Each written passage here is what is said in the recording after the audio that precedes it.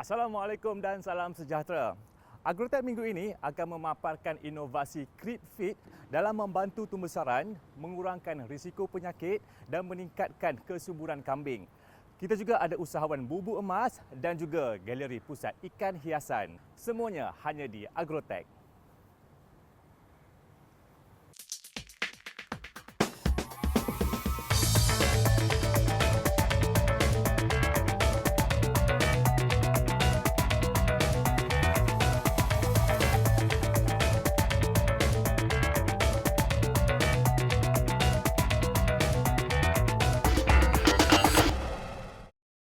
Survival projek penternakan bergantung kepada kaedah penyediaan makanan ternakan dan juga murah dari sudut kos pengurusannya.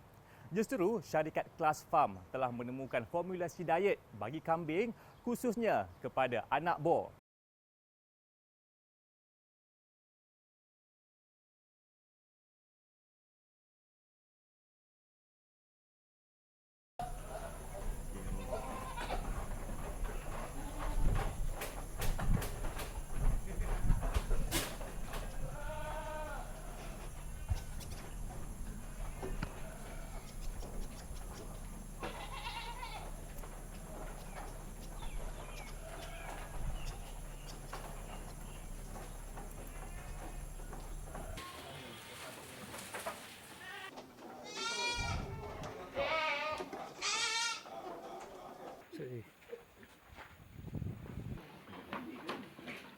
Macam kami lagi 35 kan. Sama kecil badan. Tengok dia kata seri apa.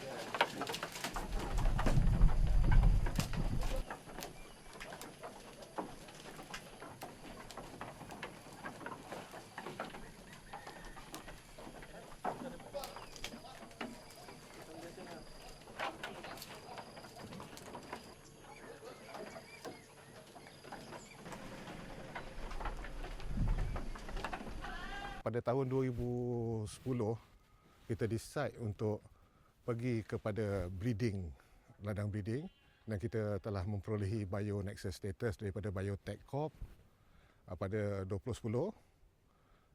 Dan untuk menjadi sebagai sebuah syarikat pengeluar pembaka, kita juga telah memperolehi sijil amalan ladang ternakan SALT pada 2012, dan 2014 kita telah memperolehi MyGap, iaitu Malaysia Good Agriculture Practice, untuk menjamin kualiti ternakan kita adalah bebas daripada penyakit dan amalan ladang ternakan kita adalah mengikut piawaian yang ditetapkan.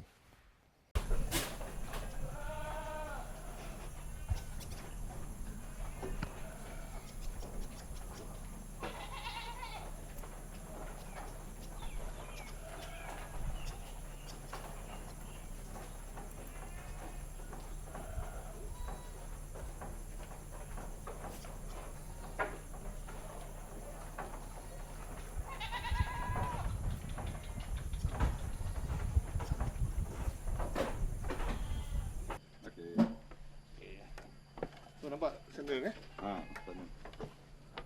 Di sana ITU tu je. ITU kita duduk kawasan paling tinggi. Jadi perimeter.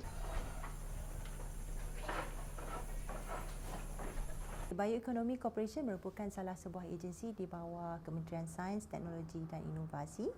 Kami dipertanggungjawabkan untuk memacu industri berasaskan bio di Malaysia. Di Bioeconomy Corporation, kami melaksanakan program Bio-Nexus status. Ya. Bionexus status merupakan satu status yang diberi kepada syarikat-syarikat yang melakukan aktiviti berasaskan bio, dan syarikat-syarikat ini kita sama ada dari luar negara ataupun syarikat lokal.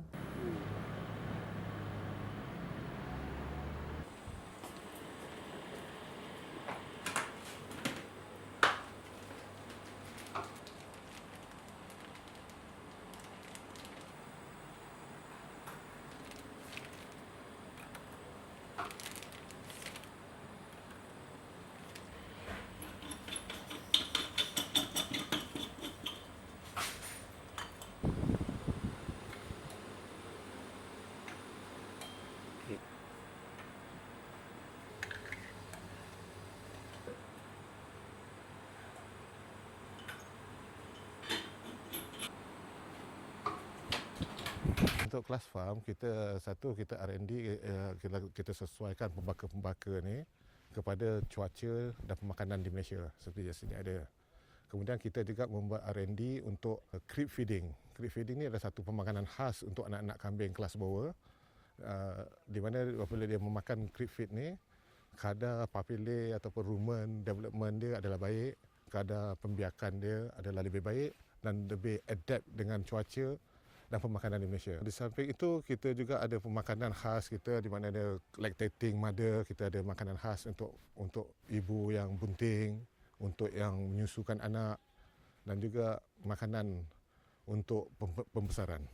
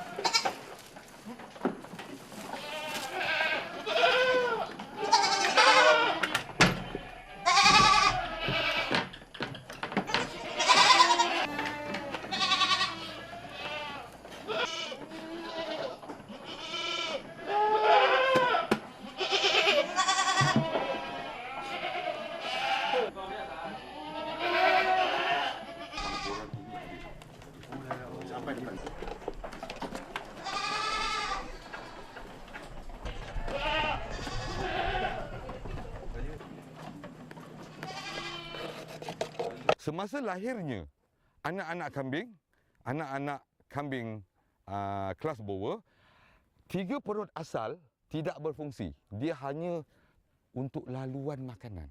Dan yang hanya akan berfungsi adalah abomasum. Ini adalah perut sebenar. Tetapi ruminan ini dijadikan untuk memakan hijauan, memakan fiber, memakan rumput, memakan daunan. Okey? Jadi apabila kelas farm menggunakan teknologi kelas bawah creep feed, ketiga-tiga perut awalan ini dapat diaktifkan, dimatangkan dalam jangka masa 1 bulan. Okey, kelas farm mengimplikasikan anak-anak kami kelas bawah memakan kelas bawah creep feed pada umur 31 hari sehingga umur 60 hari. Dan terbukti secara saintifik, secara kajian, setelah 2 bulan, ketiga-tiga perut awal ini telah berfungsi sebagaimana dewasa, dan kambing-kambing setelah 2 bulan mampu memakan apa saja makanan yang wujud di tempat kita.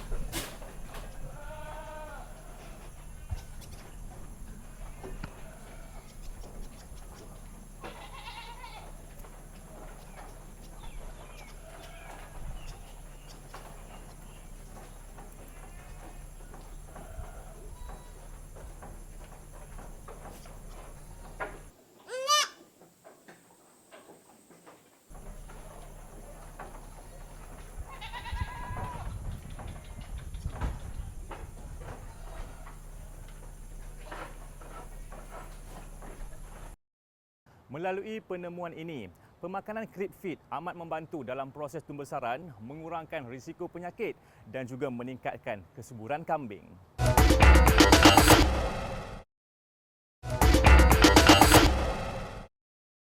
Walaupun bukan berasal dalam keluarga nelayan, tetapi minat yang mendalam telah membuatkan Ashiran mula jatuh hati dengan pekerjaan ini. Apa kata kita saksikannya dalam segmen Agrojaya.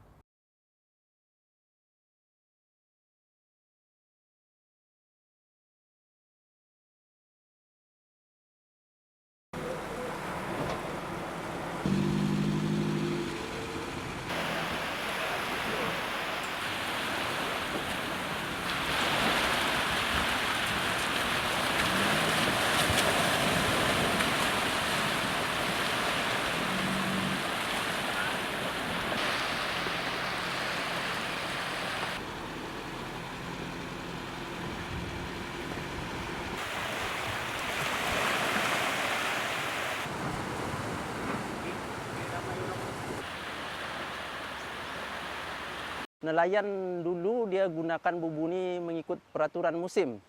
Biasanya diorang akan gunakan dalam bulan Mac hingga Jun. Dia ada masa-masa tertentu kalau dulu. Tapi bila kita fikir balik, mungkin benda tu boleh diubah suai atau diapa. Jadi kita pun mencuba benda ni. Sesuatu yang barulah mungkin kan. Sebab selama ni belum ada orang yang pernah mencuba. Kita pun menceburi bidang bubu ni pada tahun 2008.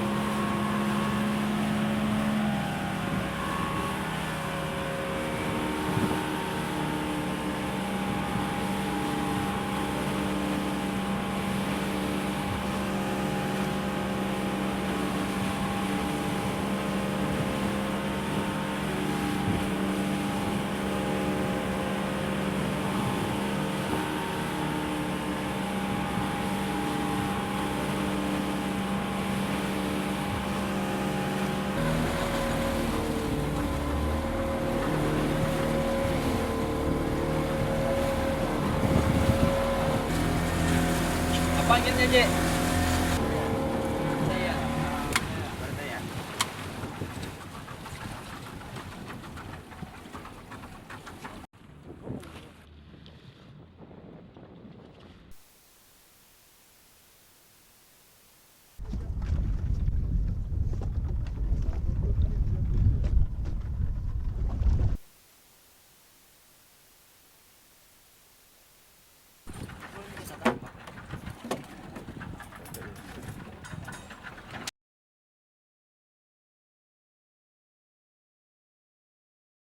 Cik Ashiran pada pandangan kami adalah salah seorang nelayan tradisional yang berjaya di wilayah Persekutuan Labuan lah. Beliau telah berjaya menjadi nelayan jaya dalam membina bubu. Pada masa yang sama beliau juga telah memenangi hadiah inovasi di dalam mereka bentuk bubu untuk digunakan bagi menangkap spesies-spesies ikan yang tertentulah. Jadi maknanya pada pandangan jabatan, beliau adalah seorang yang berjaya. Pada masa yang sama juga, beliau mempunyai pandangan yang jauh untuk membina karier beliau dalam sebagai seorang nelayan.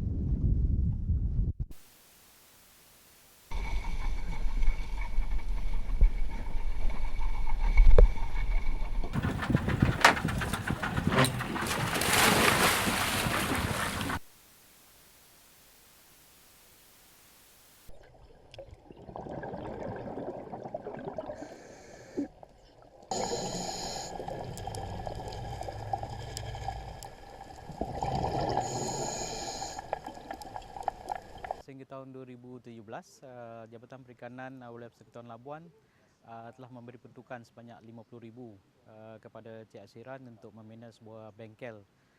Bengkel ni bertujuan adalah untuk beliau membina bubu untuk kegunaan sendiri, serta pada masa yang sama digunakan oleh beliau untuk mengajar anak-anak muda ataupun sesiapa yang berminat untuk membina bubu sendiri. Saya memperkenalkan pembinaan asas membuat bubu ni terlebih dulu dengan peralatan yang perlu ada. Yang pertama macam Encik saya ini katakan tadi, sarung tangan salah satunya, dan besi tubing ni digunakan untuk pemutar BRC, dan juga pemutung besi ini digunakan untuk memutung BRC ini. Salah satu alat yang mesti kita ada ialah tubing pipe ni untuk menyambungkan antara satu bahagian ke satu bahagian dawai BRC ini. Sebagai contoh, mungkin kita boleh buka dulu sarung tangan. Gunakan sarung tangan. Dan kita ada tiga jenis bubu sebetulnya yang kita gunakan pada masa sekarang ini. Yang pertama kita gunakan bubu perintis. Dia lebih kepada mengesan kawasan-kawasan tertentu ikan yang ada di habitat asalnya tu. Lepas tu yang kedua kita akan gunakan bubu penahan. Dan yang ketiga kita ada lagi satu jenis bubu yang kita namakan bubu emas.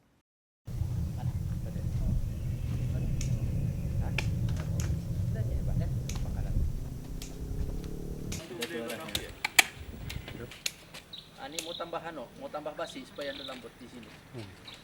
Ini mau pasang 2 basi. Mau di welding sana lah. Di welding. Ada ajat tu. Ada nanti coba ada hasil tu. Ada yang jauh jangan papak. Untuk Mama Syamir. Penting lah. Untuk pembangan Pak. Pembangan ah.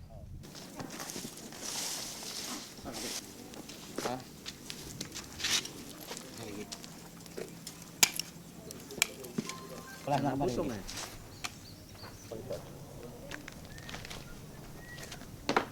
Lipat mesti tu, lipat.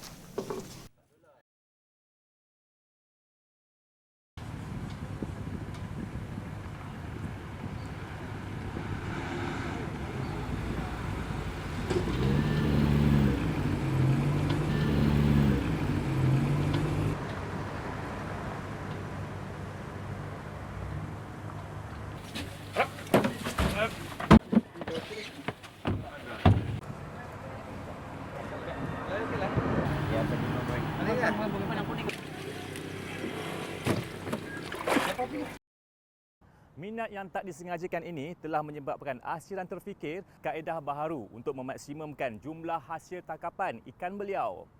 Bubu emas adalah jawapannya.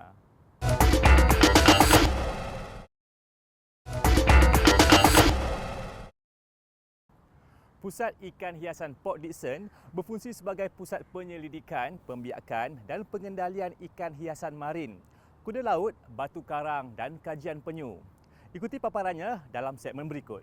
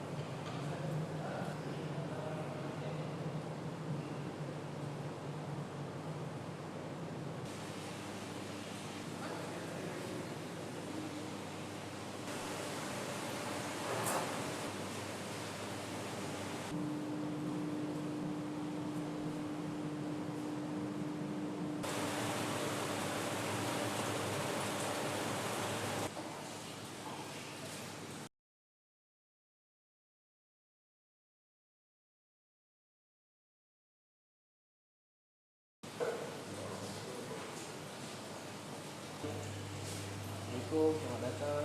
Salam. Kita pilih mana ya? Daftar.